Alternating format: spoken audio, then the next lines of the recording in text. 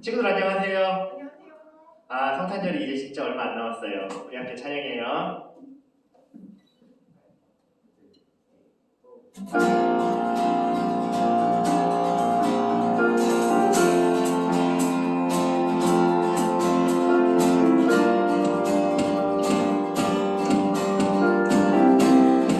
천사들의 노래가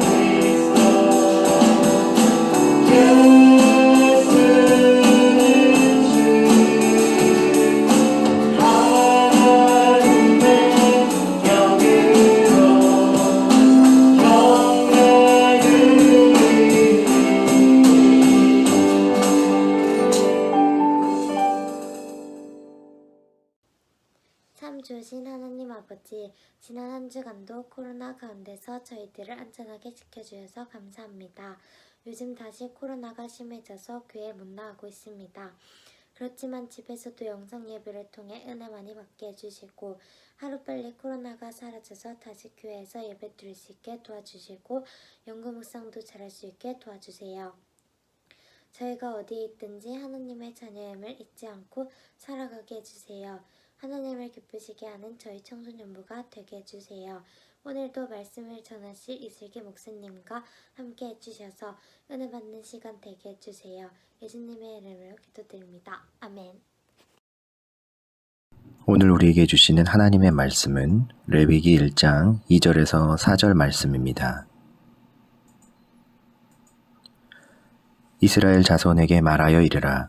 너희 중에 누구든지 여호와께 예물을 드리려거든 가축 중에서 소나 양으로 예물을 드릴지니라. 그 예물이 소의 번제이면 흠없는 수컷으로 회막문에서 여호와 앞에 기쁘게 받으시도록 드릴지니라. 그는 번제물의 머리에 안수할지니 그를 위하여 기쁘게 받으심이 되어 그를 위하여 속죄가 될 것이라.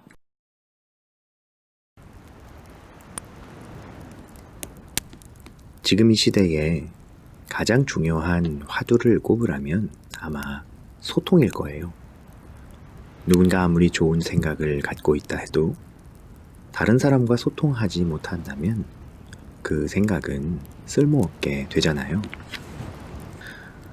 여러분이 여러분의 친구들, 부모님, 선생님과도 소통하며 살아가는 일은 굉장히 중요해요.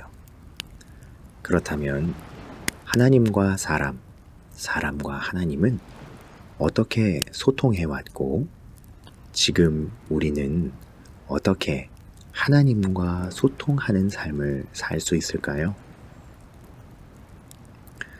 구약 시대에 성막과 번제는 이스라엘 백성들이 하나님과 소통하는 귀한 통로였어요. 10번의 재앙을 통해 애굽을 탈출한 이스라엘 백성들은 누구보다 하나님의 위대한 능력을 확인한 자들이었어요. 그들은 하나님의 인도하심에 따라 광야에 나와 하나님을 의지하며 살아가야 했죠. 그런데 오랫동안 애굽에 억눌려 있던 이스라엘 사람들은 하나님과 소통하는 법, 관계하는 법을 몰랐어요. 하나님께서는 시내산에서 모세와 백성들을 만나주시고 율법을 주셨지만 하나님에 대한 백성들의 두려움만 커졌을 뿐이었죠.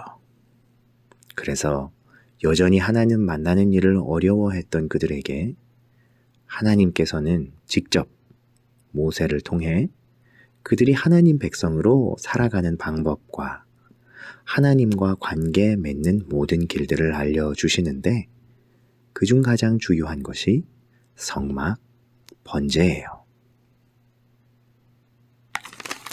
신약시대 예수님의 오심으로 성막과 번제는 더 이상 필요하지 않게 되었어요. 성막은 하나님께서 거하시는 곳이었고 제사는 자신들의 죄를 용서받고 하나님과 화목할 수 있는 방법이었죠. 이 방법 외에 백성들이 하나님을 만나거나 자기 죄를 용서받을 수 있는 길은 없었어요. 하지만 이 성막과 번제에도 한계가 있었는데 그것은 번제로 드리는 제물이 우리를 완전히 대신할 수 없다는 것이었어요. 사람과 동물의 가치는 비교할 수 없었기에 동물로 드리는 번제는 사람의 모든 죄를 영원히 대신할 수 없었기 때문이죠.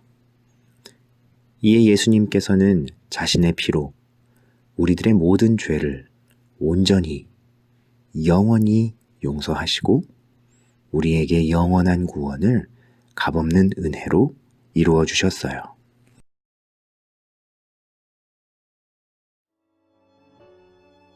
이제 우리는 우리의 인생의 마지막 때에 그리고 역사의 마지막 순간에 우리에게 가장 필요한 것이 무엇인지를 기억하며 살아가야 해요.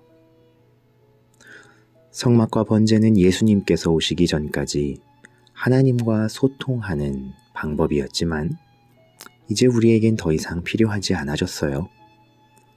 예수님의 십자가 사건과 영원한 구원으로 완전하게 대체되었거든요. 자, 여러분, 우리의 인생도 마찬가지예요. 하나님을 만나기 전, 하나님을 알기 전, 우리가 세상 속에서 추구하던 성취와 목표들은 본질적으로 우리 인생의 과정의 일부예요. 우리의 인기, 돈, 명성, 학벌 같은 것들이죠.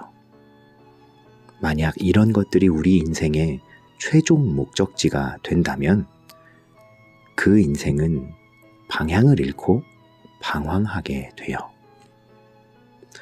우리 인생의 궁극적인 목표는 우리의 영혼의 고향인 하나님의 집에 다다르는 삶을 사는 거예요. 여러분, 이 최종 목표가 분명해져야 인생의 과정도 수월하고 확실해져요.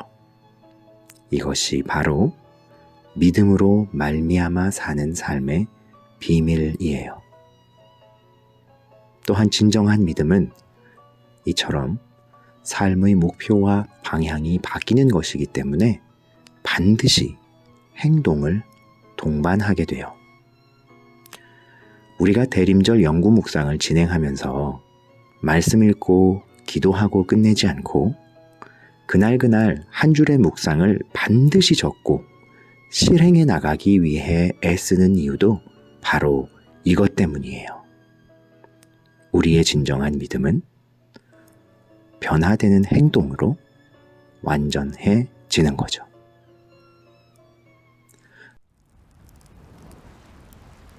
하나님께서는 구원받은 우리에게 죽은 행실에서 떠나 살아계신 하나님을 섬기는 선한 삶을 기대하고 계세요. 히브리서 9장 14절의 말씀에 하물며 영원하신 성령으로 말미암아 흠없는 자기를 하나님께 드린 그리스도의 피가 어찌 너희 양심을 죽은 행실에서 깨끗하게 하고 살아계신 하나님을 섬기게 하지 못하겠느냐 라고 쓰여 있어요. 짐승의 피와 죄를 뿌려서 거룩하게 되던 구약의 제사를 생각해 보면 우리가 예수 그리스도의 피로 거룩하게 되고 선하게 되어서 변화된 삶을 살아야 하는 것은 어쩌면 너무도 당연한 일이거든요. 여러분, 하나님과의 만남은 세상 그 어떤 만남과도 비교할 수 없이 소중하고 유일해요. 예수님께서 대제사장으로 오셔서 단번에 지성소에 들어가심으로 우리는 성막과 번제를 통하지 않고 하나님께 예배할 수 있게 됐어요. 우리가 드리는 기도와 찬양, 예배를 통해 우리는 하나님을 찬양하고 속죄하며 만날 수 있게 되었거든요. 하나님께서 우리를 사랑하셔서 우리에게 다가오심으로 그리고 자기를 희생하심으로 일어난 놀라운 변화예요. 우리가 매일 드리는 기도와 예배는 하나님과 소통할 수 있는 정말 소중한 길이에요. 그리고 이 길이 놓여지기 위해 예수님께서는 스스로 제물이 되셔서 우리와 하나님 사이에 화목 제물이 되어주셨어요. 우리는 이 사실을 잊지 말아야 해요. 더욱 힘써서 언제나 하나님을 기억하며 하나님과 동행하는 삶을 살아가는 우리가 되어야 하겠어요. 우리의 집에서나 학교와 학원에서나 어디서나 하나님을 기억하며 살아가는, 그리고 지금 이 대림절의 시기, 힘들고 어려운 시기이지만 예수님의 소망의 탄생을 기억하고 기다리는 하나님의 사람들이 되기를 우리 하나님은 원하고 계세요.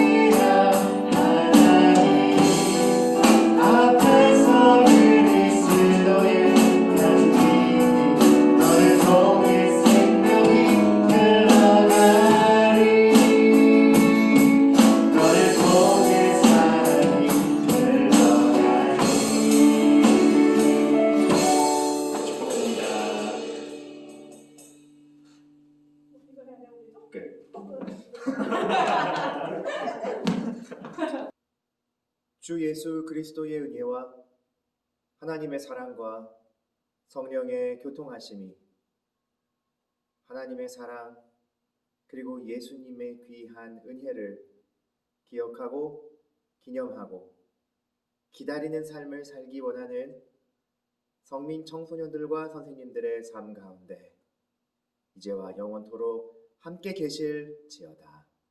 아멘.